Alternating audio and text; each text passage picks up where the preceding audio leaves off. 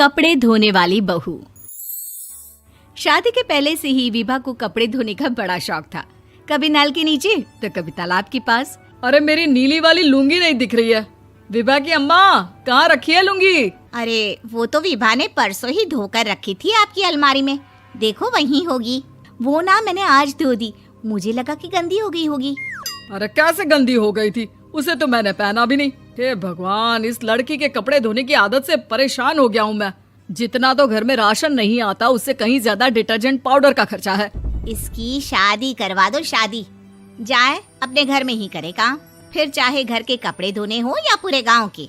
हाँ ठीक बोल रही हो, देखता हूँ मैं कोई लड़का। वो दिन भी आ जाता है जब विभा को देखने लड़के वाले आ जाते हैं। लड़की मुझे अच्छी लगी।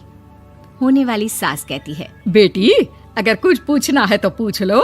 वैसे तो हमारी लड़की बहुत ही शर्मीली है, जो बोल दो वो मान लेती है, इसे क्या पूछना होगा। अरे कैसी बात कर रही हो माँ, मुझे इन लोगों के घर रहना है, सवाल तो कई है। हाँ हाँ बेटा, पूछ लो ना, क्या पूछना है। आप लोगों के घर कपड़े कौन धोता है? सास का मुंह बन जाता है। देखो, अगर तुम ये कहना चाहती हो कि तुम्हें कपड़े धोने नहीं आते तो सुन लो, कपड़े मैं ही धोती हूँ, लेकिन तुम्हारे आ जाने के बाद मैं रुमाल तक नहीं धोऊंगी। अरे चुप रहना भाग्यवान, बहू बेचारी घर आई नहीं, उसे डराना शुरू कर दिया। वो क्या है ना बिटिया, अभी तक तो ये कल्लू की माँ ही धोती थी, लेकिन अब तुम्हारे पापा तो दहेज में वॉशिंग मशीन देंगे ही। तभी विभा की माँ बोल पड़ती है, सवाल भी पूछा तो क्या। वैसे भाई साहब, मशीन की तो फिर भी कपड़े धोने की कैपेसिटी होती है। मतलब जो बिटिया दे रहे हैं ना विभा, इसे कपड़े धोने का बहुत शौक है। ये आप लोगों के क्या, आस पड़ोस गांव मोहल्ले सबके कपड़े धो दे और उफ तक ना करे। बाहर देखा नहीं आपने कितने कपड़े सूख रहे हैं? सब हमारी बिटिया ने ही तो धोए हैं। बस भी करो ना माँ, शर्म आ रही इतनी तारीफ सुनकर। और तो और एक दाग निकाल कर दिखाओ तो मान जाऊं। हाँ अच्छा, माफ करना बेटा, मैंने गलत समझा।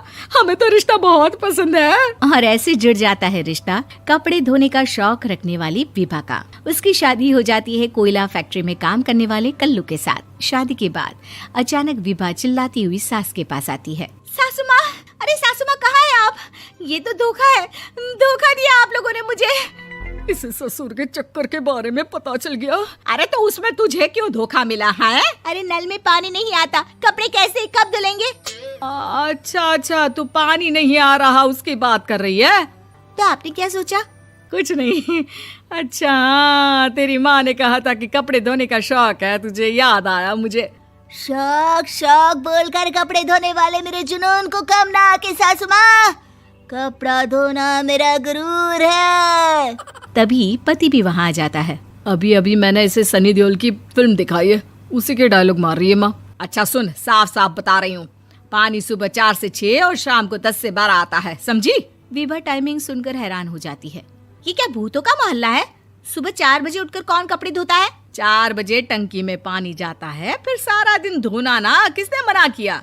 अरे कैसी बात कर रही हैं? 200 लीटर की टंकी में कितने कपड़े धो लूंगी मैं? सुबह ही उठ जाऊंगी मैं। अब क्या था, विभा सुबह 4 से लेकर रात के 12 बजे तक कपड़े ही धोती रहती। एक रोज सास पड़ोस से निकलकर कहीं जा रही होती है कि साथ वाली कहती है, हाँ कल्लू की माँ, जरा ये बताओ कि 2 साड़ी है, 2 ब्लाउज और एक पेटीकोट और एक नाड़े वाला लंबा कच्छा। हाँ तो? अरे तो क्या, कितना लोगी धुलाई ये बताओ। धोबन दिख रहे हैं हम क्या? हमारे पति सरकारी नौकरी से अभी रिटायर हुए हैं और बेटा सुपरवाइजर है कोयला फैक्ट्री में। धोबन समझ रखा है हमें? हाय रे कल्लू की अम्मा, माफ कर दो, वो तो मोहल्ले में यही सब बता रहे थे कि तुमने बहू को कपड़ा धुलवाने के काम में लगा दिया है। सास को पड़ोसन की बात सुनकर गुस्सा आ जाता है। वो घर पहुंचती है जहां घर के बाहर ही इतने सारे कपड़े सूख रहे होते हैं जितने कि किसी धोबन के घर पर। अरे ओ कल्लू की दुल्हन, बाहर निकल। माँ जी यहीं आ जाओ, बाथरूम में चादर धो रहे हैं हम। अरे अभी हम धोते हैं, तुमको बाहर निकलो। ये आस पड़ोस वाले बोल रहे हैं कि हम बहू से कपड़े धुलवा कर उसे कपड़ा धोने वाली बना दिए हैं। अरे छोड़ो ना माँ जी, किन लोगों की बातों में आती हो? आस पास के लोगों का तो काम ही होता है कि वो किसी तरह सास बहू को लड़ा दे। बहू सारे घर के कपड़े धोती है, ये क्या कम है? बोलिए। सास को भी लग जाता है कि वो बहू का ये सनकीपन नहीं छुड़वा सकती, इससे अच्छा है कि खुद ही चुप हो जाए। एक रोज सास और बहू मंदिर जाते हैं, जहाँ सास की साड़ी वहाँ खड़ी भीख मांगने वाली से मिलती है। माँ जी क्या बात है, आपकी साड़ी उस भिखारन से कितनी मिल रही है ना? हाँ हाँ देखो तो दोनों की साड़ी मिल रही है। क्या बात है कल्लू की अम्मा, तुम खुद को तो अफसर की बीवी बताती हो और ऐसी सिंपल सी प्लेन साड़ी पहनकर घूमती हो। सिंपल और प्लेन नहीं है ये साड़ी। तो क्या सोने के धागे से फूल बने हैं? कुछ भी सासू माँ, कुछ भी। हाँ बने थे इस साड़ी में सोने के धागे से फूल।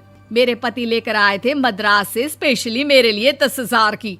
ताहे भाई साहब इस भिखारन के लिए भी सेम टू सेम साड़ी लेकर आए होंगे 10,000 की। सास उस वक्त तो कुछ नहीं कहती, लेकिन बहू के साथ घर आती है और अलमारी से एल्बम निकाल कर लाती है। ये साड़ी देख रही है, ये वही साड़ी है जिसे मैंने अभी पहना था। इस साड़ी में ये जो चमकदार फूल दिख रहे हैं ना, ये सोने के धागों से काटे गए हैं। लेकिन तू लोकल वॉशिंग मशीन ब्रश से घिस घिस कर सारे फूलों को निकाल कर साड़ी प्लेन कर दी। मुझे माफ कर दीजिए सासू माँ। और तो और, जब मैंने तुझे तेरी गलती के लिए कुछ नहीं कहा, लेकिन तूने तो सबके सामने मेरा मजाक ही बना दिया। क्यों? बहू को समझ में आ जाता है कि अब से उसका कपड़े धोना बंद।